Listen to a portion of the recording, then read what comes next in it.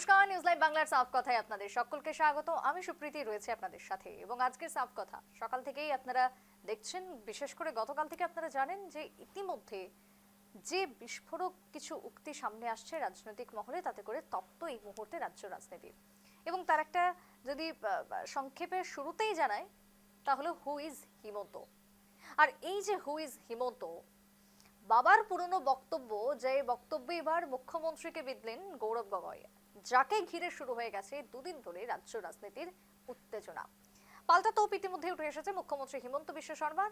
সেই বক্তব্য আমরা শোনাবো, রাখবো, যদিও আপনারা সকাল থেকে নিউজ লাইভ বাংলায় সেই বক্তব্য দেখেছেন। এবং তার সাথে আরো একটি বিষয় জুড়ে গেছে, প্রাক্তন আমসু নেতা, যদিও সে এখন নব কংগ্রেস, যার উক্তি, কি উক্তি না, শিবসাগর তিনসুকিয়াকে ধুবড়ি বানিয়ে দেওয়া। এই যে বিস্ফোরক বক্তব্য, সব মিলিয়ে রাজ্য রাজনীতির উত্তেজনা এবং তার সাথে প্রতিযোগিতা যেন আরো বেড়ে গেছে গত কয়েকটা দিনে। কারণ ভোট আসছে, আর এই ভোট আসা মানেই রাজ্য রাজনীতি একেবারে উত্তাল, সেই ছবি ধরা পড়ছে বেশ কিছু ক্ষেত্রে। শুরুতেই আমি জানিয়ে রাখলাম যে আজকে কি কি বিষয় থাকছে আলোচনার মধ্যে। এবার জানিয়ে রাখবো যে কারা কারা থাকছেন আজকের এই আলোচনাতে। এই মুহূর্তে স্টুডিওতে আমার সাথে উপস্থিত রয়েছেন এআইইউডিএফ এর পক্ষ থেকে শ্রী হাসিনা আহমেদ। হাসিনাদি, স্বাগত। আমার সাথে এই মুহূর্তে ভার্চুয়ালি জুড়ে গেছেন অলরেডি কংগ্রেসের থেকে আহাদ তালুকদার, ভার্চুয়ালি রয়েছেন। আহাদদাকেও আমি স্বাগত জানাচ্ছি। ঠিক অন্যদিকে আমার সাথে ভার্চুয়ালি হাইলাকান্দি থেকে জুড়ে যাচ্ছেন অ্যাডভোকেট ভিএইচপির অন্যতম নেতা গৌতম ঘোষ, তিনিও থাকছেন। এছাড়াও আমসুর থেকে থাকছেন আফজল হোসেন, আমসুর থেকে জুড়ে যাচ্ছেন, তিনিও হাইলাকান্দি থেকে থাকবেন। এছাড়াও থাকছেন সারা অসম বাঙালি ছাত্র যুব পরিষদের পক্ষ থেকে নেতা শুভম দাস, তিনি আর কিছুক্ষণের মধ্যেই উপস্থিত হবেন। তো এই সমস্ত অতিথিদের সঙ্গে নিয়ে শুরু করব আজকের আলোচনা। এবং তার সাথে বারবারই যেটা বলতে হয় যে রাজ্য রাজনীতির উত্তাপ ইতিমধ্যে বাড়ছে এবং বিজেপি ভার্সেস কংগ্রেস, রাজ্যবাসী কি চাইছে এবার 26-এ, সেটাই হচ্ছে আজকের মূল বিষয়। আমি আর কথা বাড়াবো না, আমি শুরুতেই চলে যাব আলোচনার মধ্যে। কিন্তু আলোচনাতে আজকে ঢুকতে হবে গৌরব গগৈ এবং হিমন্ত বিশ্ব শর্মার বক্তব্য দিয়ে। শুরুতেই শোনাবো ঠিক কি বললেন গৌরব গগৈ গতকালকে এবং তার পাল্টা মুখ্যমন্ত্রী। যিদিন ৰাইজ অসমৰ জনসাধাৰণ একত্ৰিত হ'ব, ভয়ৰ বিৰুদ্ধে থিয় দিব, সিন্ডিকেটৰ ৰাজনীতিৰ বিৰুদ্ধে থিয় দিব, অসমৰ ৰাইজে ক'ব হু ইজ হিমন্ত বিশ্ব শৰ্মা। মোক ইমান ডাঙৰ হু ইজ হিমন্ত বিশ্ব শৰ্মা বুলি ইমান ডাঙৰ কোৱাৰ কথা কি দৰকাৰ আছে? মোৰতো দেউতা মাৰ সন্তান, মই এজন সাধাৰণ ল'ৰা, হয় নহয়? গতিকে মোৰ ওপৰত মই ইমান গুৰুত্বপূৰ্ণ মানুহেই নহয় যে অসমীয়া মানে হু ইজ হিমন্ত বুলি ক'ব। হিমন্ত কি হয়? সাধাৰণ অসমীয়া মিডল ক্লাছ ফেমিলি ল'ৰা এটাৰ কি আইডেণ্টিটি আছে? কিন্তু জাতিটোৰ আইডেণ্টিটিটো ডাঙৰ, অসমীয়াটো ডাঙৰ। গতিকে এজন অসমীয়া মানুহক হু ইজ প্ৰশ্ন কৰা হ'ব নেকি? তাৰমানে মিয়া বদৰুদ্দিন আৰু অসমীয়া হিমন্ত একে হৈ গ'ল। তাৰমানে অসমতে কালি কোনোবাই ক'ব হু ইজ প্ৰদীপ বৰা, এনেকুৱা হ'ব পাৰিব নেকি? তাৰমানে অসমতে অসমীয়া এজনক সুধিব হু ইজ, তাৰমানে অসমীয়াত এতিয়া অসমীয়াকে সোধা হ'ব হু ইজ বুলি। তাৰমানে গৌৰৱ গগৈ মিয়াকটো নুসুধে, দেউতাকে কাক সুধিছিল হু ইজ বদৰুদ্দিন আজমল। আজি পুতেকে কাক ক'ব লাগে হু ইজ ৰেজাউল কৰিম। আজি তেওঁৰ প্ৰশ্নটো কি হ'ব লাগিছিল যে মোৰ দেউতাই কৈছিল হু ইজ বদৰুদ্দিন আজমল, মই ক'ম হু ইজ ৰেজাউল কৰিম, মই ক'ম হু ইজ ৰকিবুল হুছেইন। তেওঁ উল্টাই কি কৈছে হু ইজ হিমন্ত বিশ্ব শৰ্মা। তাৰমানে এতিয়া অসমীয়াক হু ইজ বুলি কংগ্ৰেছে প্ৰশ্ন কৰিব। देखिए हम कुछ नहीं है, मेरा पिताजी का नाम है कैलाशनाथ शर्मा, माँ का नाम है मीनालिनी देवी। और क्यों मैं हु इज हिमंत बिश्व शर्मा, इतना तकलीफ करने का क्या जरूरत है? गूगल मारने से मिल जाएगा मैं कौन हूँ, घर कहाँ है, स्कूल कहाँ था, कॉलेज में कैसे पढ़ा था। ये पागल है हु इज हिमंत बिश्व शर्मा, पूछने का जरूरत है क्या? मैं वही हूँ जो उनका पिताजी का सरकार में मंत्री थे, इतना सिंपल बात। গৌরব গগৈর বক্তব্য, হিমন্ত বিশ্ব শর্মার বক্তব্য শোনালাম এবং এতেই একেবারে পরিষ্কার হয়ে গেল যে আজকের মূল বিষয়বস্তু কি রয়েছে। যেহেতু হাসিনাদি রয়েছেন এই মুহূর্তে, হাসিনাদি হু ইজ হিমন্ত কোথাও কি মনে করিয়ে দিচ্ছে 2011 সাল? প্রসঙ্গ আজমল। জি দেখেন প্রথম কথা হলো যে কালকে আমসুর প্রাক্তন সভাপতি রেজাউল করিম সরকার সাহেব উনি কংগ্রেস দলে যোগদান করার পর্ব ছিল, তো ওই অনুষ্ঠানে রেজাউল করিম সরকার সাহেব একটা ভাষণ দিয়েছিল আর তারপর বাকি এগুলো কথা আসছে সামনে। তো যাই হোক, আপনি যদি মনে করেন যে 2011 সালে তখন মানে প্রয়াত তরুণ গগৈ সাহেব উনি প্রশ্ন করছিলেন যে হু ইজ বদরুদ্দিন আজমল। তো এখন ওনার ছেলে আজকে গৌরব গগৈ সাহেব কোয়েশ্চেন করছে হু ইজ হিমন্ত বিশ্ব শর্মা। তো এটা টোটালি একটা পলিটিক্যাল এজেন্ডা। আর আমি ভাবি যে এইসব নিয়ে কথাগুলো অ্যাকচুয়ালি পলিটিক্যাল নেরেটিভ একটা ক্রিয়েট করার জন্য, কারণ কি 26-এ নির্বাচন যেহেতু সামনে, গতিকে ওই সময়ে হয়তো প্রয়াত তরুণ গগৈ সাহেব এইসব কথা সামনে আনছিল, তখন হয়তো ইউডিএফ, কংগ্রেস, বিজেপি এরকম একটা করার জন্য চেষ্টা করছিল, বা বদরুদ্দিন আজমল সাহেব দাড়ি টুপি লুঙ্গি থাকা ব্যক্তি, গতিকে ওনাকে একটা বেলেগ ধরনের একটা আপনার অবয়ব ক্রিয়েট করার জন্য প্রয়াত তরুণ গগৈ সাহেব চেষ্টা করছেন। তো এখন ওনার ছেলে গৌরব গগৈ সাহেব ওনার বাবার যেটা কথা, হয়তো ওই কথাটা ফলো করে আজকে এরকম কোয়েশ্চেন করছেন। তো যাই হোক, এইসব নিয়ে আমার বেশি বলার ইচ্ছা নাই। যখন বলছেন যে তিনি তো অসমের ভূমিপুত্র, জি ওটাই কথা যে গৌরব গগৈ সাহেব কেন এরকম ভাবে বললো, ওইটা তো গৌরব গগৈ সাহেবে বুঝবে। যে হিমন্ত বিশ্ব শর্মা উনি তো বললেন যে আমি অমুকের ছেলে, অমুকের অমুক মা বাবা নামগুলো বলছে। তো যাই হোক, উনি মুখ্যমন্ত্রী হিসাবে আমরা সম্মান করি, একটা সাংবিধানিক পদে আছেন, গতিকে ওনাকে কোয়েশ্চেন করাটা আমি ভাবি না যে ওই রকম ভাবে কোয়েশ্চেন করা উচিত। অ্যাকচুয়ালি গৌরব গগৈ সাহেবও যে হিসাবে রাজনীতিতে আসছেন, উনি তো কোনো ওই রকম ছাত্র রাজনীতি বা সংগঠন করে আমাদের মতো ওইরকম করে আসে নাই। ওনার বাবা রাজনীতিতে ছিলেন, মুখ্যমন্ত্রী ছিলেন, তো ওইভাবে ওনার পদার্পণ আর কি। তো আমি ভাবি যে উনিও কথাগুলো বলার সময় অল্প ভাইবা চিন্তা বা ওইরকম করে, কারণ রাজনৈতিক পরিপক্কতা। হ্যাঁ, আমি একটু আহাদার কাছে যাব। আহাদা এই মুহূর্তে রয়েছেন। আহাদা, হু ইজ হিমন্ত? আজকে গৌরব গগৈর যে বক্তব্য, এটা কি কোনোভাবে সাজলো বা সাজে? কারণ ছেড়েই দিলাম যে তিনি তাদের সাথে একটা প্রতিদ্বন্দ্বিতা রয়েছে আপনাদের, কিন্তু তিনি তো সাংবিধানিক শীর্ষে বসে রয়েছেন, তাকে এভাবে কোয়েশ্চেন করা। দেখুন, হেমন্ত বিশ্ব শর্মা সাহেব একজন সাংবিধানিক পদে বসে যেভাবে মানুষকে তুচ্ছ তাচ্ছিল্য করেন, সেটা কিন্তু আসামের মানুষ আশা করেনি। মানুষ আশা করেছিল যে ডেভেলপমেন্ট হবে, নিবনুয়া সমস্যা হবে, আনএমপ্লয়মেন্ট দূর হবে, অলরাউন্ড ডেভেলপমেন্ট হবে, আমাদের আসাম উন্নত শিখরে গিয়ে পৌঁছাবে। এসব কোনো ইস্যুই নেই। শুধু ইস্যুগুলো ডাইভার্ট করার জন্য উনি আমাদের নেতা গৌরব গগৈর পিছনে লেগে আছেন, গৌরব গগৈকে দিয়ে দু কথা বলানোর চেষ্টা করছেন। সেই সব কথার থেকে কি কোনো পয়েন্ট পাওয়া যায়? যদি পাওয়া যায় তাহলে সেগুলো দিয়ে আমরা আক্রমণ করব। উনি আক্রমণাত্মক ইস্যু খোঁজার জন্যই বসে আছেন, যার জন্য আমাদের নেতা যেটা বলছেন যে সব জায়গায় আমাদেরকে ডেভেলপমেন্টের কথাটাই প্রাধান্য দিতে হবে।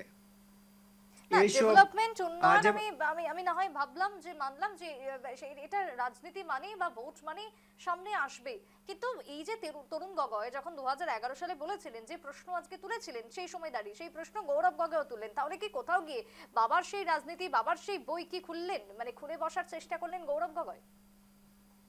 না, সেটার সাথে এসবের কোনো সম্পর্ক নেই। কেন নেই? ঠিক সেই সময় আমি যদি হাসিনাদির কাছেও আসি, ঠিক সেই সময় দাঁড়িয়ে আজমল যখন রাজনীতিতে তখন নতুন আসছে, এবং ঠিক সেই সময় তরুণ গগৈ তাকে চেনেনি না, এমন হাবভাব ছিল সেই সময়টা, যদি আমি খুব ভুল না করি। তার সাথে কি এটার কোনো সম্পর্ক নেই? না, ওইরকম তো কথা না, কারণ আমাদের দল দেখেন 2005 সালে ক্রিয়েট হয়েছে, 2006 সালেও আমাদের নির্বাচন হয়েছে, আমাদের দলে থেকে 18 জন করে বিধায়ক নির্বাচিত হয়েছেন। গতিকে ওই সময় তো আমি ভাবি না যে তরুণ গগৈ সাহেব ওইরকম ভাবে বলার কোনো অর্থ থাকে যে হু ইজ বদরুদ্দিন আজমল। কারণ আজমল সাহেবের নিজস্ব একটা স্থিতি আছে, উনি ইন্টারন্যাশনাল বিজনেসম্যান, ওনার শিক্ষাগত যেটা আসামের আপনার ধুবড়ির থেকে সদিয়া পর্যন্ত উনি শিক্ষার যেটা জাগরণ করছেন, করছেন, আমি ভাবি যে ওনার ওইরকমভাবে শিক্ষার ক্ষেত্রে, আর্থিক দিকে, আপনার স্বাস্থ্যর ক্ষেত্রে ওনার অবদান যথেষ্ট আছে আসামে। তারপরেও রাজনৈতিক ক্ষেত্রে ওনার একটা পরিচয় আছেন, উনি এতবার বিধায়ক থাকছেন, তারপর এমপি হয়েছেন। তো ওনাকে ওইরকমভাবে কোয়েশ্চেন করাটা 2011 সালে আমি ভাবি না যে এটা হইজ বদরুদ্দিন আজমল এরকম কোয়েশ্চেন করাটা উচিত ছিল। যদিও বা ওনার বাবা ওইরকম হয়তো রাজনৈতিক একটা প্রপাগান্ডা ক্রিয়েট করার জন্য ওই সময় ওইরকম করে বলছিল আর কি। তো ওনার বাবাকে ফলো করে আজকে ওনার ছেলে গৌরব গগৈ সাহেব যেভাবে কোয়েশ্চেন করছে, আমি ভাবি যে বাবাকেই ফলো করছে মেইনলি।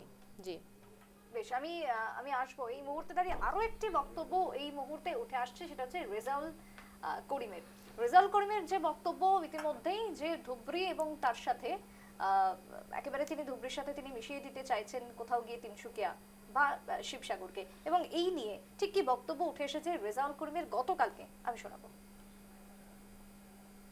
অসমৰ মুখ্যমন্ত্ৰী ডাঙৰীয়া বাৰে বাৰে কয় অসম 5খন ৰাজ্যৰ ভিতৰত আমি আগুৱাই লৈ যাম। তো তেনেকুৱা কোনো আমাক নালাগে। শিৱসাগৰক ধুবুৰী বনাম, ধুবুৰীক শিৱসাগৰ বনাই, বৰাকক শিৱসাগৰ বনাই, তিনিচুকীয়াক ধুবুৰী বনাই, সেইখন অসমে আমি গৌৰৱ গগৈ ডাঙৰীয়াৰ নেতৃত্বত আমি কৰিব কাৰণে আগবাঢ়ি গৈ আছোঁ। অসমৰ মুখ্যমন্ত্ৰী ডাঙৰীয়া বাৰে বাৰে কয় অসম 5খন ৰাজ্যৰ ভিতৰত আমি আগুৱাই লৈ যাম। তো তেনেকুৱা কোনো আমাক নালাগে। শিৱসাগৰক ধুবুৰী বনাম, ধুবুৰীক শিৱসাগৰ বনাই, বৰাকক শিৱসাগৰ বনাই, তিনিচুকীয়াক ধুবুৰী বনাই, সেইখন অসমে আমি গৌৰৱ গগৈ ডাঙৰীয়াৰ নেতৃত্বত আমি কৰিব কাৰণে আগবাঢ়ি গৈ আছোঁ।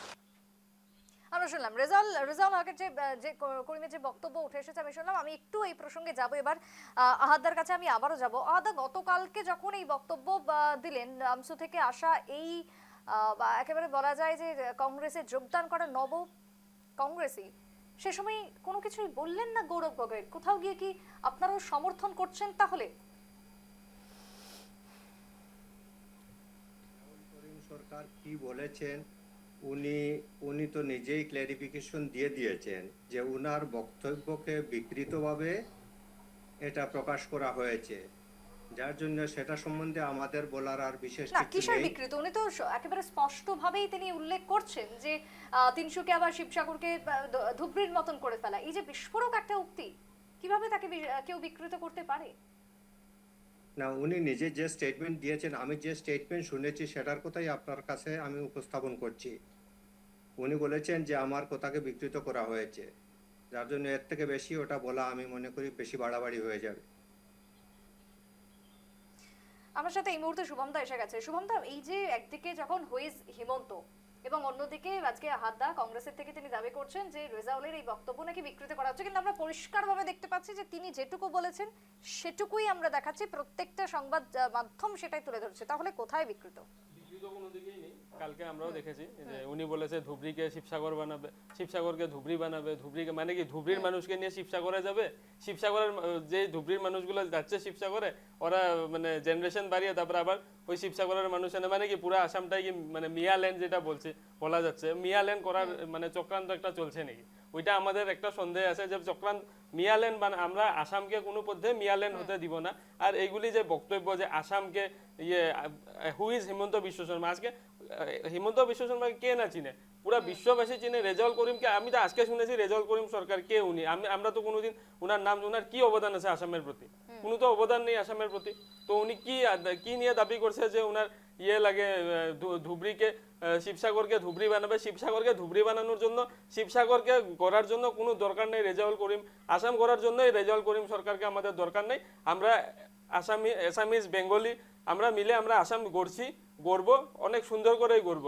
রেজাউল করিম সরকার বা কংগ্রেস দলের আমাদের কোনো দরকার নেই আসাম রাজ্যতে। আসামটা এখন হেমন্ত বিশ্ব শর্মা আর বিজেপি সরকার আসার পরে যে শান্তিপূর্ণভাবে আসামটা চলে যাচ্ছে, এটাকে এমনিই চলে যেতে দিন। এখানে বিকৃত মন্তব্য বা এরকম মানে উত্তেজিতপূর্ণ মন্তব্য করার কোনো দরকার নেই। আর আমরা এটা নবপ্রজন্ম হিসাবে আমরা এটা কোনো পদ্ধেই সাপোর্ট করি না আর সমর্থনও করি না। তো এগুলো যাতে ভবিষ্যতে না করা হয় ওইটা আমরা অনুরোধ না মানে আমি আহাদদাকেও জিজ্ঞাসা করব। এই মুহূর্তে আমার সাথে বিজেপির থেকে জুড়ে গেছেন, বিশ্ব হিন্দু পরিষদের থেকে গৌতম ঘোষ জুড়ে গেছেন এই মুহূর্তে। গৌতমদা, আমরা আলোচনা করছি অনেকক্ষণ ধরে, একদিকে হুইজ হিমন্ত, এই যে বক্তব্য উঠে এসেছে গৌরব গগৈর, তিনি চেনেনই না হিমন্তকে, কোথাও গিয়ে কি ওই একই কথাই বলতে হয়? 2011 সালকে মনে করিয়ে দিচ্ছে রাজ্য রাজনীতি। গৌতমদা,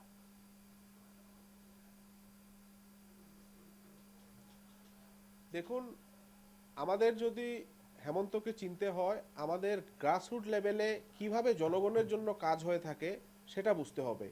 করোনা কাল থেকে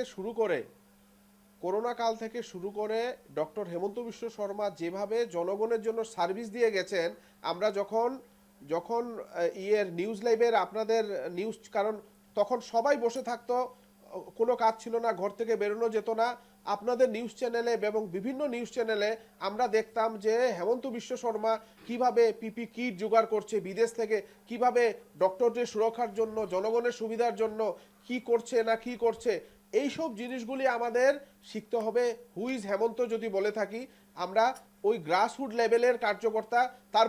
তারপর আমরা একটা সাধারণ কর্মীকে, সাধারণ রিস্কালা এবং ঠেলাওয়ালাকে যখন আমরা পিঠে হাত দিয়ে, যার ঘর নেই, জলের কল নেই, বাসস্থান থাকার নেই, লাইট নেই, যখন সে নিজে গিয়ে এইসব প্রোভাইড করে থাকে, তখন আমরা জানতে পারবো হুইজ হেমন্ত।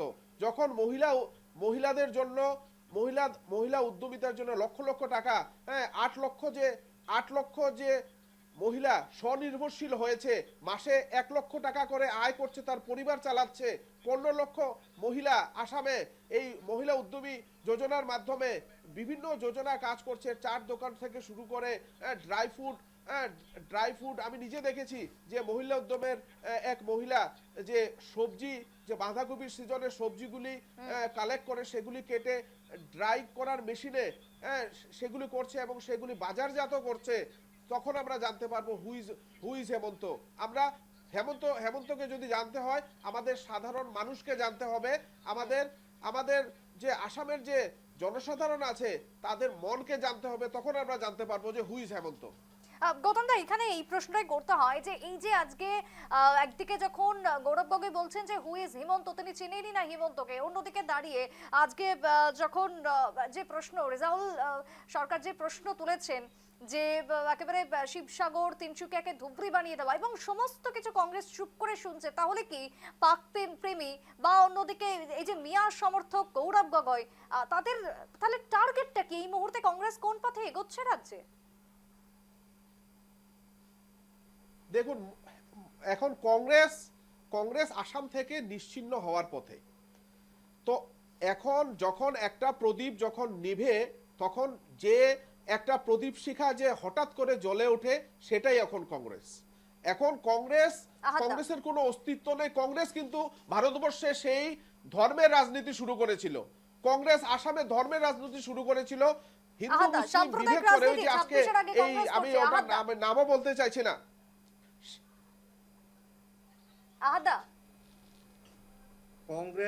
কংগ্রেস জাতি ধর্ম বর্ণ নির্বিশেষে সবাইকে নিয়ে রাজনীতি করছে, ধর্মের ভিত্তিতে রাজনীতি করছে শুধু বিজেপি, যার জন্য বিজেপির মধ্যে সব কয়টি কথাতে আপনি হিন্দু মুসলিম পাবেন, কিন্তু কংগ্রেস সব কয়টি জাতি ধর্ম বর্ণ নির্বিশেষে সবাইকে নিয়ে। তাই যদি হয় আহাদা, তাহলে তিনসুকিয়া বা শিবসাগরকে কিভাবে তাহলে বলা হচ্ছে যে ধুবড়ি বানিয়ে দেওয়া? ধুবড়ির যদি জনসংখ্যা বা এই মুহূর্তে যদি দেখেন সংখ্যালঘু এবং সংখ্যাগুরু কারা, সেই হিসাব সকলের কাছে পরিষ্কার রয়েছে, কত পার্সেন্ট কি রয়েছে সেই জায়গায়।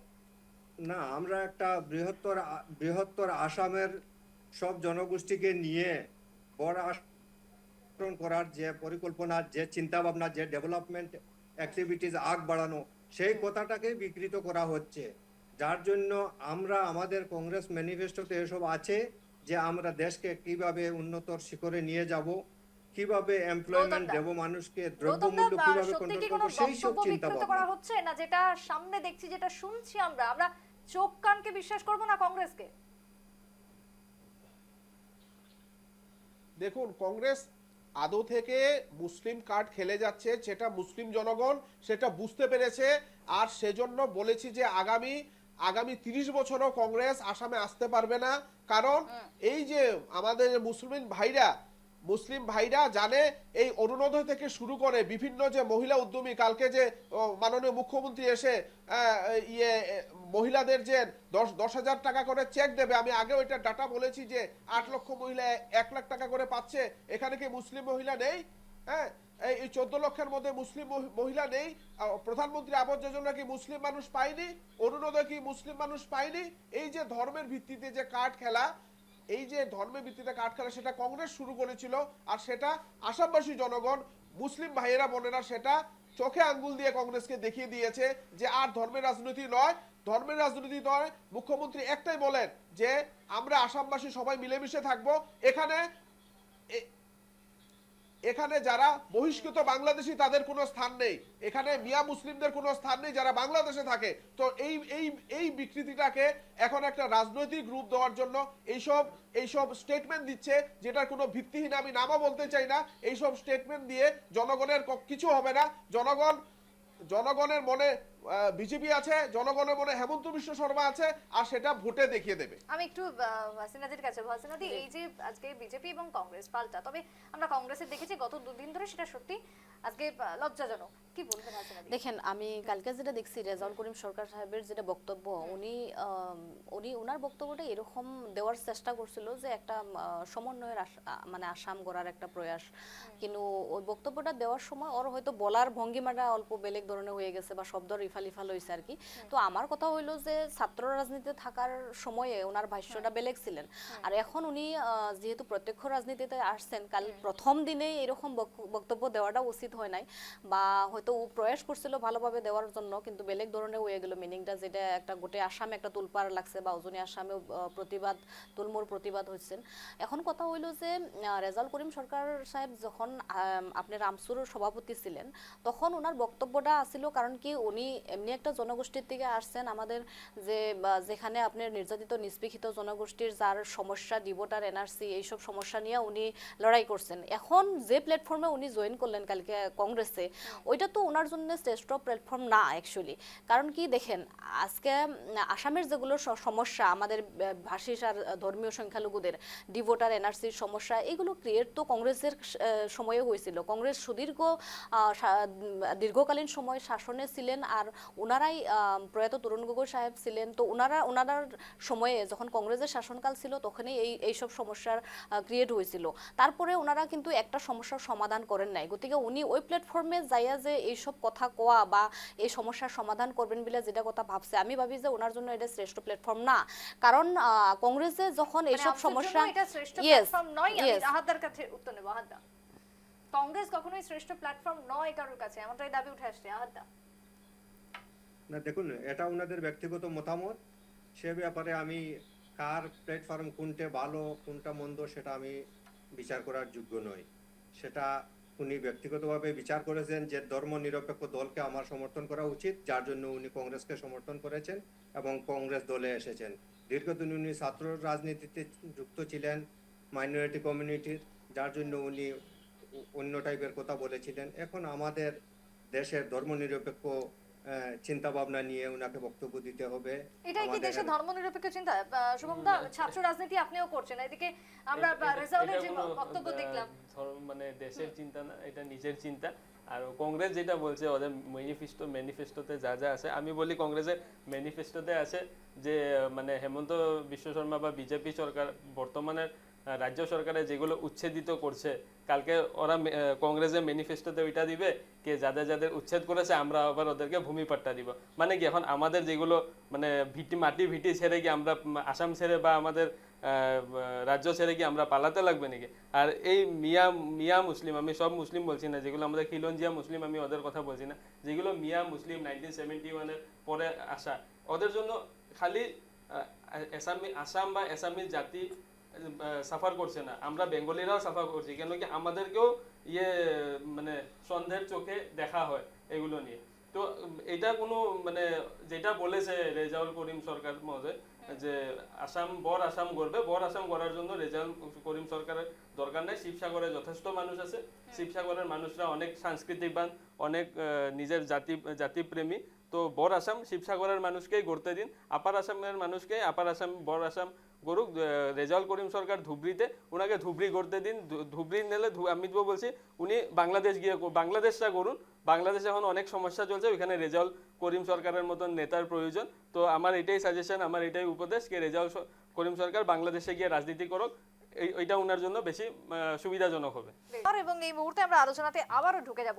এই মুহূর্তে আমার সাথে জুড়ে গেছেন ইতিমধ্যেই আমসুর পক্ষ থেকে আফজল হোসেনও এসে গেছেন। আমি সবাইকে নিয়ে আবারও শুরু করব আলোচনা। তবে আলোচনার শুরুর আগে এই যে বক্তব্য উঠে এসেছে, যে তার প্রতিক্রিয়াতে এবার কি উঠে আসছে আমি একটু শোনাবো। সাধারণ মানুষ এবং তার সাথে কি ভাবছেন, কি বলতে চাইছেন আমি একটু শোনাবো। রেজাউল করিম সরকার, যিনি আমসুর এতদিন বিভেদের রাজনীতি করেছেন, ছাত্র রাজনীতিতে থেকে আমাদের সমাজকে বিভক্ত করেছেন বারে বারে ওরা, এবং আমসুর আজকে কোনো প্রাসঙ্গিকতা নেই।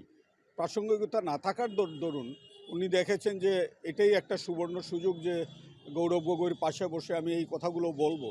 আজকে যদি আমরা যদি এখানে দাবি করে বলছি, বরাক উপত্যকার যদি একজন মুসলমানকে দাঁড় করিয়ে বলা হয় যে আপনারা কি ঠিক ধুবড়ির পরিস্থিতিতে চলে যেতে চান, সবাই না করবে। আমরা শুনলাম আমসুর কোনো অস্তিত্ব নেই, এই মুহূর্তে সাধারণ মানুষ এটা দাবি করছে। এবার এর পাশাপাশি শিলাদিত্য দেব প্রাক্তন বিধায়ক, তিনি কি বলছেন এই পুরো ঘটনায় শোনাবো। শিবসাগরকে তারা ধুবড়ি বানাবে। তাদের তো 14 পুরুষ তারা চাইছিল যে আসামকে বাংলাদেশ বানাবার জন্য। তাদের 14 পুরুষেরও স্বপ্ন কোনোদিনও পূরণ হবে না, বরঞ্চ তারা পুটলাপুটলি বেঁধে, তাদের ব্যাগ অ্যান্ড ব্যাগেজ বেঁধে তারা প্রস্তুত থাকতে লাগে যে কখন পিঠে চাবুক পড়বে আর বাংলাদেশ বর্ডার পার হতে হবে আবার।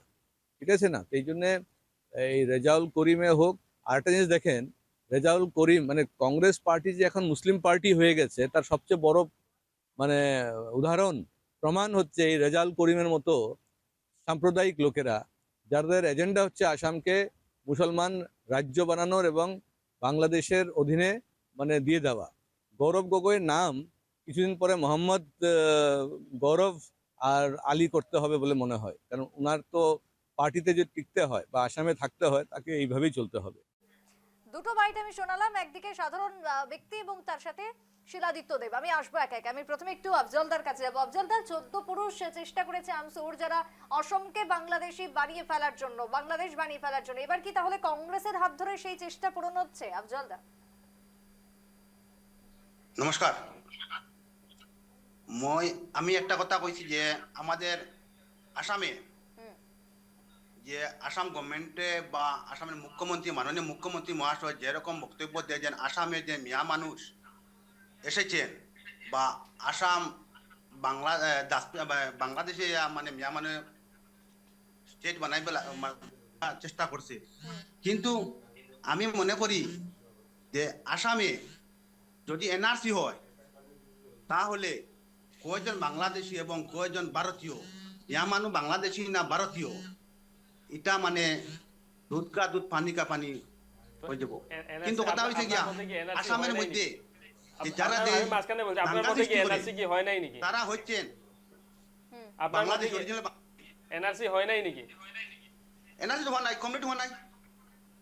তো মানে আপনার মতে যে আসাম গভর্নমেন্টে যে এনআরসি করলো বা সেন্ট্রাল গভর্নমেন্টে যে এনআরসি করলো, এটা কি যুক্তিহীন নাকি আপনার মতে? তাহলে আপনি মানে কি ডাইরেক্ট গভর্নমেন্টের উপরে এই কথাটা কি আনছেন নাকি? না না, এটা তো না, এটা তো ঠিক আছে, সুন্দর, কিন্তু ওটা ফাইনাল করলে তো বোঝা যাবে যে কয়জন বাংলাদেশি কয়জন ভারতীয়। কিন্তু আসামের মুখ্যমন্ত্রী বারবার বলেন যে আসামে সব বাংলাদেশি মিয়া মানুষ, বাংলাদেশি মিয়া মানুষ, বাংলাদেশি মিয়া মানুষ।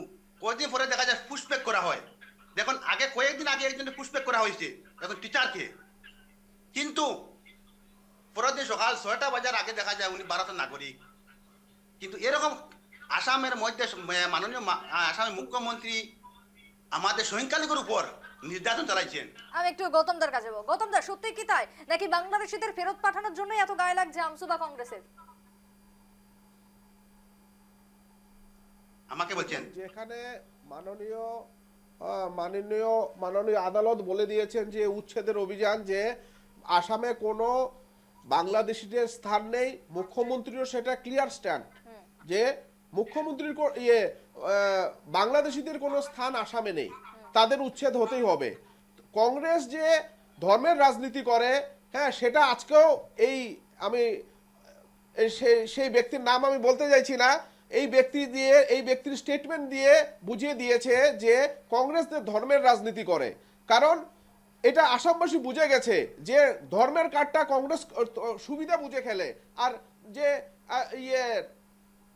আমাদের মুসলিম ভাই বোনদের যে কখন কিভাবে ইউজ করতে হয় সেটা আমাদের আসামের মুসলিম ভাইয়েরা বোনেরা বুঝে গেছে। সো সেটার পরিণতি আপনারা 26 কংগ্রেস মুসলিম পার্টি হয়ে গেছে এবং সংখ্যালঘুদের কিভাবে ইউজ করতে হয় সেটা কংগ্রেস জানে। শিলাদিত্য দেবও যে কথা বলেন আজকে বিজেপির থেকে সেই একই বক্তব্য। আহাদা, দেখুন ওনারা যেটা বলছেন, কংগ্রেস ধর্মের রাজনীতি করেনি। কংগ্রেস এই দেশে 70 বছরেরও বেশি সময় ছিল। 70 বছর, আমি মাঝখানে বলছি 70 বছরে কংগ্রেস কত ভারতের কি উন্নতি করলো, যেটা বিজেপি বা বিজেপি গভর্নমেন্টে ব্রিটিশকে কিক আউট করার পরে জরাজীর্ণ অবস্থায় ভারতবর্ষ কংগ্রেসের হাতে এসেছে। সেই কংগ্রেস না না, এখানে কংগ্রেস কি করেছে কি করে নাই ওই কথা নিয়ে আমরা ইয়ে করছি না। এখানে কথা হচ্ছে কংগ্রেস সবসময় মিয়া সাপোর্ট, মিয়ার কার্ড নিয়ে খেলছে, মিয়ার ভোট ব্যাংক নিয়ে করছে, মিয়া নিয়ে ওরা চলতে যাচ্ছে। আজকে রেজাউল করিম সরকার যখন এই বাইটটা দিতেছিল তখন আপনার সভাপতি মহোদয় এখানে উনি অবৈধ দখলদারি করুক আমার আসামের মাটি। কংগ্রেস চায় যে বাংলাদেশি দেশ থেকে বিতাড়িত করা হোক। তাহলে আপনার কংগ্রেসে কেন বলছে কংগ্রেসে যে আমরা গভর্নমেন্ট আসলে যাদেরকে মানে যারা রিজার্ভ থেকে উচ্ছেদ করা হয়েছে ওদেরকে আবার পুনর্পাট্টা দিবে, কোন হিসাবে এই কথাটা বলছে কংগ্রেসে? তাহলে দেখুন কংগ্রেস চাইছে যে যারা অবৈধভাবে দখল করে আছে তাদের পক্ষে কংগ্রেস নেই। কংগ্রেস তো বলছে না যারা অবৈধ পক্ষে আছে বা অবৈধ পক্ষে ছিল, যাদেরকে মাননীয় উচ্চ ন্যায়ালয়ের আদেশ মর্মে উচ্ছেদ করা হয়েছে, তারপরে কংগ্রেস কেন বলছে যে ওদেরকে আবার পুনর্সংস্থাপন, আমাদের সরকার আসলে আমরা আবার ওদেরকে পুনর্সংস্থাপন দিব? এই কথাটা কেন বলছে কংগ্রেস? এটা ক্লিয়ার করুক আগে। যাদের ঘর বাড়ি মানে ইনডাইরেক্টলি এটাই বলছে যে আমরা মিয়ার দল দিয়ে দেব, বাংলাদেশের রাজনীতি আসামে করব, হ্যাঁ বাংলাদেশের রাজনীতি আসামে করব, বাংলাদেশের রাজনীতি আসামে কোনোদিনও হবে না, সেটা সম্পূর্ণরূপে বহিষ্কার করবে আসামের জনগণ। আর আমি আরেকটা, রেজাউল করিম সরকারে যখন মঞ্চে দাঁড়িয়ে বলছিল যে শিবসাগরকে ধুবড়ি বানাবে, তখন গৌরব গগৈ যিনি কংগ্রেসের প্রেসিডেন্ট, উনি নিজে একজন আহুম মানুষ, শিবসাগরের ছেলে, শিবসাগরের মানুষ। আহুম বলে আসামের মেয়ে, মানে আসামকে ধরা আহুমের সামনে যখন বলছে আমরা মিয়া আনবো শিবসাগরে, আহুমের ছেলে একজন ওইখানে বসে নিচুপ হয়ে কেন বসে আছিল? উনি ওইখানে উনি খালি এসে একটা বাইট দিয়ে দিল যে পরবর্তী সময় কিছু বললে সাবধানতা। এইটা কোনো ইয়ে না। আর আমরা সরকারের কাছে এইটাই দাবি জানাচ্ছি, অনতিপলমে যত জলদি হোক রেজাউল করিম সরকারের উপরে গৃহীত ব্যবস্থা নেই, ওনাকে গ্রেফতার করা হোক। আমরা আসামকে চলতে দিতে চাই না। কংগ্রেসের দিনে অনেক জ্বলেছে, আমরা এখন সুখে শান্তিতে আসি, আমাদেরকে সুখে শান্তিতে থাকতে দিন। আফজলদা, জি আফজলদা, এই যে রেজাউল করিম আজকে কংগ্রেসে যোগদান এবং তার সাথে তার যে মন্তব্য, ধুবড়ি বানিয়ে ফেলার যে মন্তব্য, যে হুঁশিয়ারি, কিভাবে দেখছেন আফজলদা? দেখেন, আজকে রেজাউল করিম সরকার মহাশয় যে আমাদের আমসু যেরকম ছিলেন সভাপতি হিসাবে, প্রায় ধরো 20 বছর আমসু নিয়ে উনি যুদ্ধ করেছেন সরকার বিরুদ্ধে, কিন্তু উনি যে সময় সভাপতি ছিলেন আসামের সংখ্যালঘু মানুষের, সেই সময় উনার দুর্দিন ছিল। তখন ছিল বিজেপি সরকার, যে সরকারকে মানুষের কোনো প্রতিবাদ শুনে না, তার সরকারে তার মত অনুযায়ী চালায়, কোনো মানুষের প্রতিবাদ শুনে না, তার যা মনে হয় তা ইচ্ছা চালায়। সেই দুর্দিনও আমসু সভাপতি ছিলেন রেজাউল করিম সরকার, কিন্তু উনি যেরকম সংখ্যালঘু নিয়ে কাজ করেন, আমি ওনাকে ধন্যবাদ জানাই। কারণ যে আসামের গভর্নমেন্ট বিজেপি যে ফেসিবাদী সরকার, সেই সরকারকে সংখ্যালঘুকে টার্গেট করে নির্যাতন চালাচ্ছে। এবং যদি শিবসাগর ধুবড়ি হয়ে যায় সেটাকে আপনারা সম্মান জানাচ্ছেন? শিবসাগর ধুবড়ি যেটা করছে, এটা দেখুন উনি বলছেন ভালোর জন্য, কিন্তু এখানেই বের হয়ে গেল পার্টি নেতা, সংগঠনের নেতা যারা আছে, এখানেই বের হয়ে গেল, ওরা সমর্থন করছে। এটা সমর্থন করছে, নিজে বলছে, নিজে এখন বলছে যে আপনাদের আমরা সমর্থন চ্যানেল করছি। থেকে একটা দাবি করতে যাই যে গৌরব গগৈ যদি নিজেকে ধর্মনিরপেক্ষ দলের সভাপতি বলে থাকে, তো তার এই স্টেটমেন্টের পরে পদত্যাগ করা উচিত। না হলে কংগ্রেস কখনোই ক্লেম যাতে না করে আগামীতে যে আমরা ধর্মনিরপেক্ষ দলের আমি সভাপতি, এই স্টেটমেন্টের পরে পদের পর থেকে পদত্যাগের দাবি করছি আমি। উনি এরকম বলছেন, কুমন্তব্য করেছেন, কিন্তু উনি কুমন্তব্য করেন নাই। উনি ভালো কথা বলছেন যে আসাম আগে দিলে, আসাম আগে চালিয়ে সুন্দরভাবে চলে যেতে পারে সেরকম উনি মন্তব্য করেছেন। কিন্তু মানে কি আপনাদের মতে কি এখন আসাম কি খারাপ ভাবে চলছে? রেজাউল করিম সরকার আসলে আসামটা ভালো হবে? এবং কিন্তু আজকে কংগ্রেস মানে আহাতটা একটু চুপ করে বসার জন্য আহাতটাও কি কিছু বলতে পারছেন আহাতটা? খারাপ ভাবে চলছে পক্ষে কথা বলে সেটা একদম প্রতিবাদ রূপে ধিক্কার জানাই। আসাম আজকে যতদূর উন্নয়নের দিকে এগিয়ে গেছে, এটা কি আপনাদের মতে কি এখন টাটা সেমিকন্ডাক্টর প্ল্যান্ট আছে? আহাত আজকে কি ঘুরিয়ে তাহলে আপনারা সমর্থন জানালেন আমসুর এই বক্তব্যকে? না দেখুন, আমরা চাই শান্তি, সম্প্রীতি, ঐক্য। কংগ্রেস তো কোনোদিনই বাংলাদেশিকে সমর্থন করেনি। আমরা তো বাংলাদেশিকে বিতাড়নের পক্ষে আছি, কংগ্রেস বিতাড়নের পক্ষে আছে। 1971 এর পরে যায় বা যারা এসেছে সবাইকে বিতাড়িত করা হোক, সেটা কংগ্রেস চায়। গভর্নমেন্ট বা এনডিএ কিন্তু গভর্নমেন্ট বিজেপি সরকার আজকে 10 বছর থেকে তাহলে এই ধরনের কংগ্রেসে বলছে যে কংগ্রেসে 2014 অব্দি কি করছিল? কতদিন ওরা কি বাংলাদেশিকে বিতাড়িত করতে পারে নাই নাকি? এখনই ওদের বাংলাদেশি মূলকের মানুষকে, মিয়া মানুষকে বিতরণ করার জন্য এত উঠে, মানে এত ওনাদের জাতি প্রেম জেগে গেছে। 70 বছর যে ওরা শাসনে ছিল, আর আসামের শাসনে ছিল, কেন্দ্রীয় শাসনে ছিল, 70 বছরে কি করলো কংগ্রেসের দলে? এখন যে মানে জাতি প্রেম এত জেগে উঠেছে আপনাদের? না, এখন যে আইআইটি, আইআইএম, এইমস যেগুলো আছে সেগুলো কে করেছে? আপনারা করেছেন নাকি? ভারতবর্ষের উন্নয়ন যতটুকু হয়েছে আজকের ডেট পর্যন্ত সব কয়টা কংগ্রেসেরই অবদান। এটা কেউ অস্বীকার করতে পারবে না, কেউ ভুলতেও পারবে না। একেবারে আমি এই মুহূর্তে যেহেতু আহাতদাও আমতা আমতা করছে, এই জায়গায় কি বলবেন হয়তো বুঝতে পারছেন না। আমি একটু বলবো হাসিনা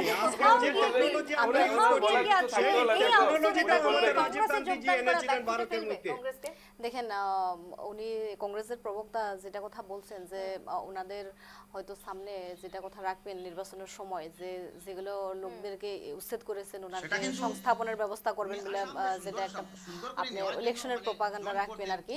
কিন্তু আমার কথা হলো যে ওনারা এই উচ্ছেদিত আইনগুলো কিন্তু কংগ্রেসে আনছিল, ঠিক আছে? তো এই যে নির্যাতিত নিষ্পেষিত লোকদেরকে এই যে উচ্ছেদ করা, বিশেষ করে আপনার আইনিভাবে ঠিক আছে, সরকারি মাটিতে যদি আছে ওইটা আমরা সমর্থন করি যে উচ্ছেদ হোক, কিন্তু এই উচ্ছেদটা এইভাবে এই সময়ে করা বা ইলেকশনের আগে করাটা, বা আপনার এই যে বৃষ্টির সময় বা এই শীতকালে এরকম ভাবে উচ্ছেদ করে মানুষদেরকে হারাহাস্তি করাটা, আমি ভাবি না যে এটা উচিত। একটা এই উচ্ছেদটা দেখেন, আর উনি হিন্দু পরিষদের আরেকটা কথা বলছেন, হিন্দু পরিষদের লোকদের যে 1971 এর কথাটা, 1971 25 মার্চ, আপনি একটা কথা শুনেন না, আপনি একটা ভুল ব্যাখ্যা দিচ্ছেন, আপনি একটা ভুল কথা বলছেন, ওটা আমি রিফার করি। আপনি এই কথাটা শুনেন, 1971 এর 25 মার্চ, ঠিক আছে? 25 মার্চের আগে যেগুলো লোক আসছে এখানে ওটা ভারতীয়, তারপরে 25 মার্চের পরে যেগুলো লোক আসছে ওই লোকদেরকে বিতাড়িত করার জন্য ওইটা আমরা নিজেও বলছি, সবাই বলছে কিন্তু সেই লোকদেরকে চিনাক্তকরণ করাটা সরকারের দায়িত্ব। এবং গৃহমন্ত্রী বিভাগে আছে মুখ্যমন্ত্রী ডক্টর হিমন্ত বিশ্ব শর্মা সাহেব, ওনার দায়িত্ব এবং কর্তব্য যে যেগুলো যদি বাংলাদেশি লোক এখানে আছে, যদি অন্য দেশের লোক এখানে আছে, তাহলে ওই লোকদেরকে চিনাক্তকরণ করো আর বিতরণ করো। ওইটা তো ডাইরেক্ট কথা, ওইটা তো আমরা সাপোর্ট করি না যে কেউ এখানে থাকুক। ওইটা মিয়া বিলা যেটা কথা বলছে, মিয়ার কথা এখানে আসে না।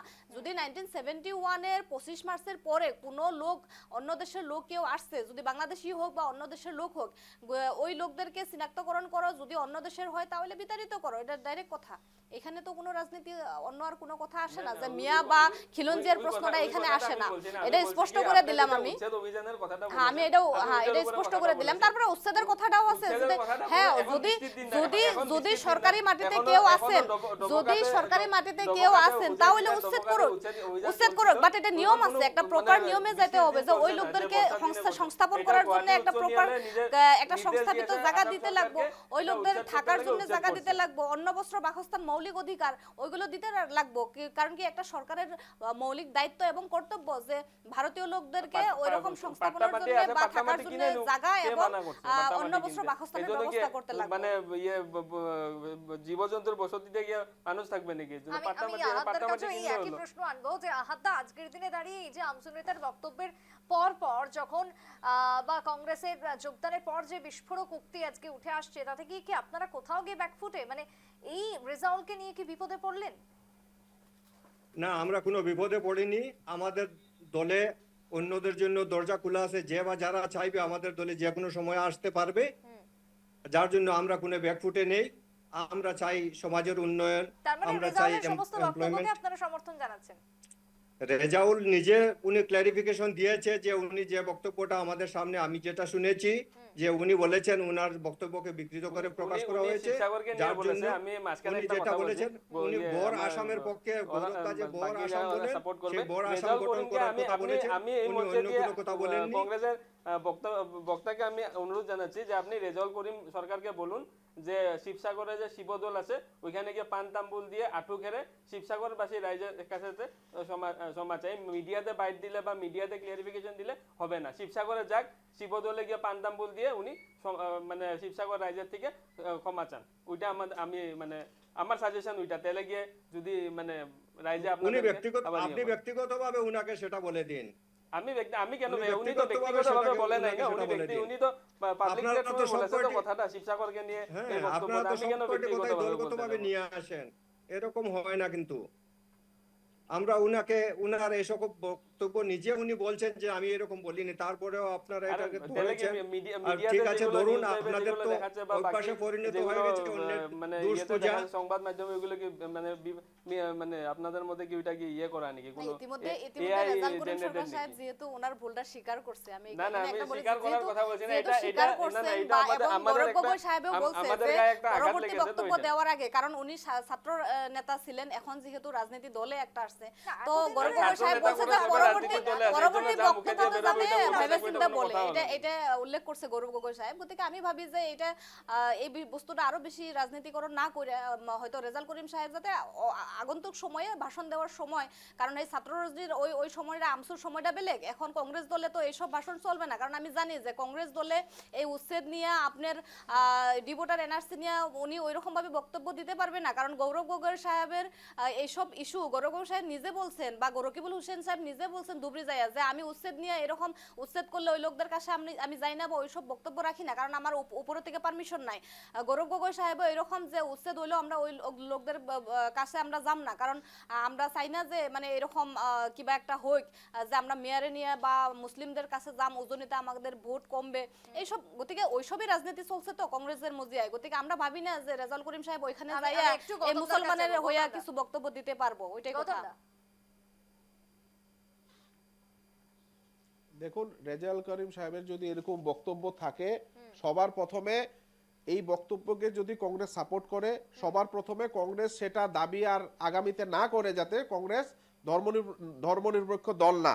আর যখন বিজেপি সরকারের এই উন্নয়নমূলক কাজগুলিকে যখন প্রতিরোধ বা সেটার ডিফেন্স করার কোনো রাস্তা খুঁজে পাচ্ছে না, তখন এই ধরনের বিবৃতিকর একদম নিন্দাজনক উক্তি করে লাইমলাইটে আসার পরিকল্পনা, যেটা জনসাধারণ বুঝতে পেরেছে এবং জনসাধারণ সেটার জবাব অবশ্যই আগামীতে দেবে। আর উচ্ছেদের যে ব্যাপারটা, যদি এই ধরনের স্টেটমেন্ট সাপোর্ট করে, তাহলে আমরা বুঝতে পারবো যে এটা বাংলাদেশের যে রাজনীতি, সেই রাজনীতির পরিকাঠামোতে এই জিনিসগুলি সাপোর্ট করা হচ্ছে।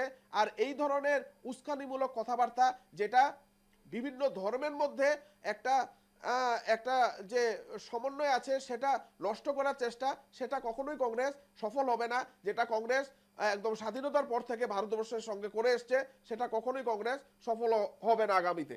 আমি আফজলদার কাছে যাবো। আফজলদা, আমসুর কোনো অস্তিত্বই নেই আজকে।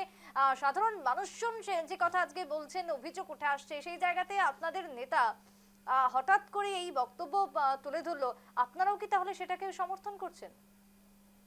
দেখেন, উনি আমাদের এখন একটা, আমি যে আসামে আমসু সারা আসাম সংখ্যালঘু ছাত্র ইউনিয়নের উনি বর্তমানে কোনো আমার পরিবারের কোনো সদস্য নাই, উনি প্রাক্তন হয়ে গেছে। হ্যাঁ, 2 নম্বর কথা হয়েছে কি উনি কংগ্রেসে জয়েন করেছেন, মানে আসাম যে যেটা সুন্দরভাবে চালিয়ে যাওয়ার জন্য উনি কংগ্রেসে জয়েন করেছেন। 2 নম্বর কথা হয়েছে, দেখেন উনি মানুষে কিবা কইছে না কইছে সেটা আমার তো এখন বর্তমানে যে দেখার আমার কোনো প্রয়োজন নাই, কারণ আমার সংগঠনের মানুষ না, তাই বর্তমানে প্রাক্তন হয়ে গেছে। 2 নম্বর কথা হয়েছে যে উনি যে মন্তব্যটা দিয়া দিয়েছেন, সেটা মন্তব্য ভালোর লগে দিয়ে দিয়েছেন আসামের মানুষের জনসাধারণের ভালোর লগে, কিন্তু কিছু সংগঠনের ফাতি নেতা ঠান্দাবাজ নেতা ঠান্ডা তুলন যেন ওনারা ওনার বিরুদ্ধে মন্তব্য করছেন, উনি এগিয়ে যাচ্ছেন, এর কারণে ওনার বিরোধিতা করছেন। মানে আপনি বলতে চাইছেন যে রেজাউলের যে বক্তব্য বা যে মন্তব্য সেটা সঠিক মন্তব্য, সেটা মানুষের স্বার্থে হ্যাঁ, সঠিক মন্তব্য, কেমনে ছাড়তে হলো কি এটা করে? সঠিক কি মন্তব্য। আপনি বলছেন? মানে কেমনে অসমকে ছাড়তে কি হলো? তাহলে আপনারা আসামে কি মানে মানে কোথাও গিয়ে অসমীয়া মিয়াল্যান্ড বা বানানোর আহোম ব্লুপ্রিন্ট তৈরি জনজাতি বা করছেন? আসাম- কংগ্রেস না, না, তো কোনো ভাবছে মিয়ালের না। অস্তিত্ব নাই নাকি? রেজাউল আপনি করিম গিয়ে এখন এটা মিয়ালের উদ্বোধনী বানাইবার উদ্ধার করবে নাকি? কি না, কথা এই বলছেন? বক্তব্য যদি আপনারা সমর্থন জানান তাহলে তো সেটাই দাঁড়াচ্ছে যে আজকে মিয়াল্যান্ড বানানোর একটা ওটা ব্লুপ্রিন্ট মিয়ালের চলছে। না, উনি আপনি ওনার কি বক্তব্য মানে কোনো মিয়ালের না, বলছেন না। শিবসাগরে উনি শিবসাগর বলছেন কি যে আমি বলছি শিবসাগর এবং মানে শিবসাগর রেগল আপনারা চলে, কংগ্রেস দুর্নীতি নামনি এবং অসম তো দখল করেছে আন্দোলন চলতো। এখন উনি মিয়ালের মিয়ালের মানে সাথে বাবা হয়ে যাচ্ছে। কথা কইছেন উইটা না, ছেড়ে উনি- দিন না, উইটাও ছাড়তে দল হবে। হয়ে অন্য যাচ্ছে। বিরোধী যারা আছে ওনারা খুব মন্তব্য করছেন ওনার বিরুদ্ধে। কেউ কু মন্তব্য করে না, উনি যেটা বলেছে ওইটাই সবে দেখেছে, ওইটাই শুনেছে। আমি কোনো রাজনীতির উনি দল মিয়ালের support মানে করছি কোনো না। কথা কইছেন না। আমি কোনো রাজনীতির দল থেকে এখানে মানে প্রতিনিধিত্ব করতে আসিনি। আমি সাধারণ যুবক। আমি এখানে আমি যেটা শুনেছি, যেটা দেখেছি, ওইটা দেখে আমার যা মনে হয়েছে, শিবসাগরে মানে রেজাউল করিম সরকার শিবসাগরকে ধুবড়ি বানানোর দরকার নাই। শিবসাগরের মানুষ আছে শিবসাগরকে বানানোর জন্য।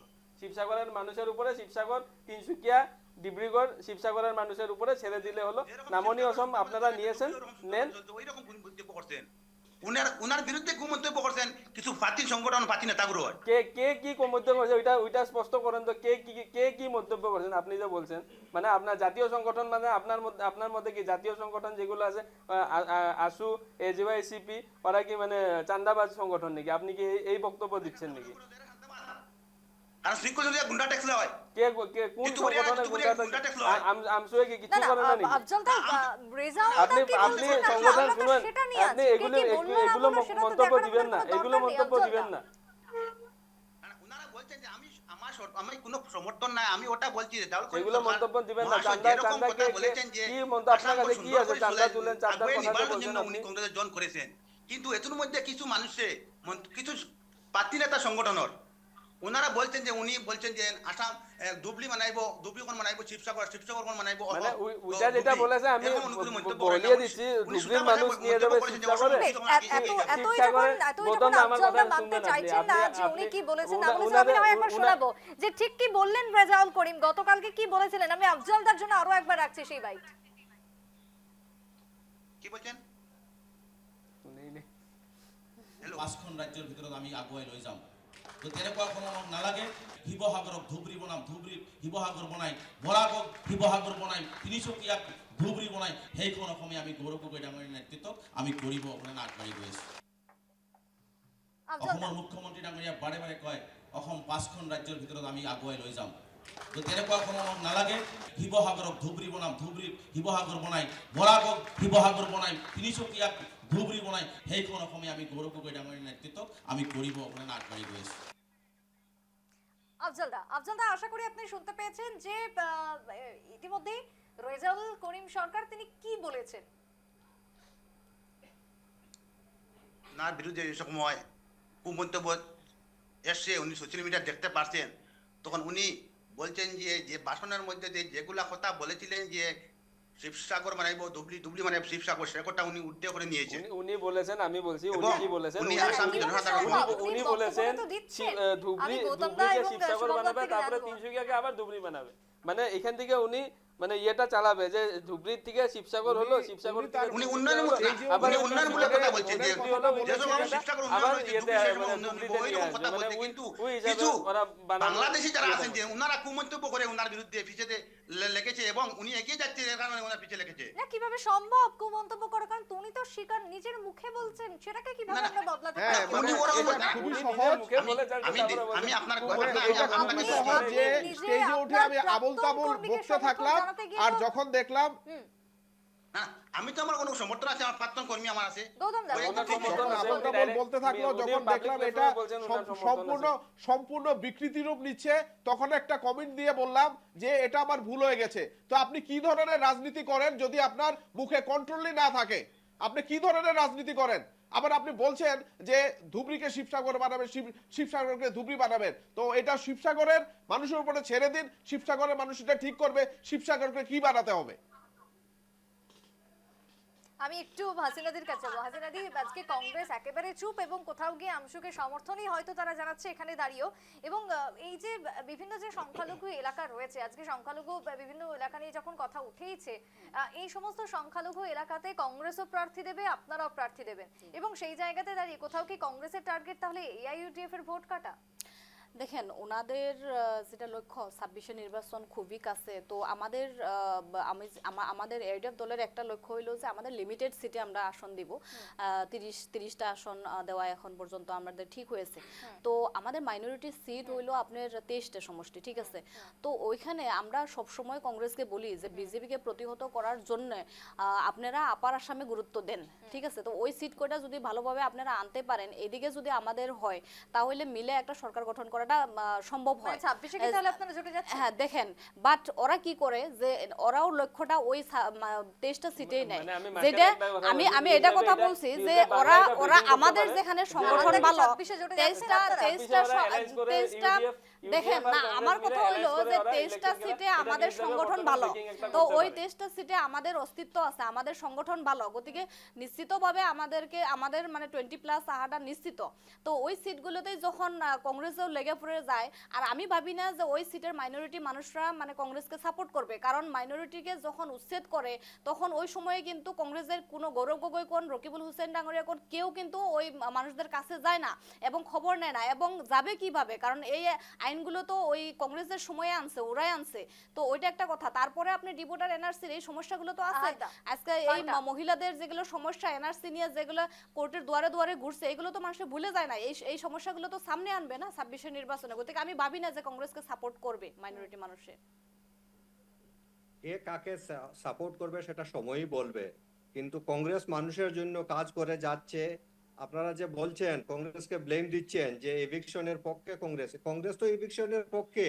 সরকারি জমি যে জবরদখল করে বসে আছে সেটার পক্ষে নয় কংগ্রেস চাইছে যে খালি হোক।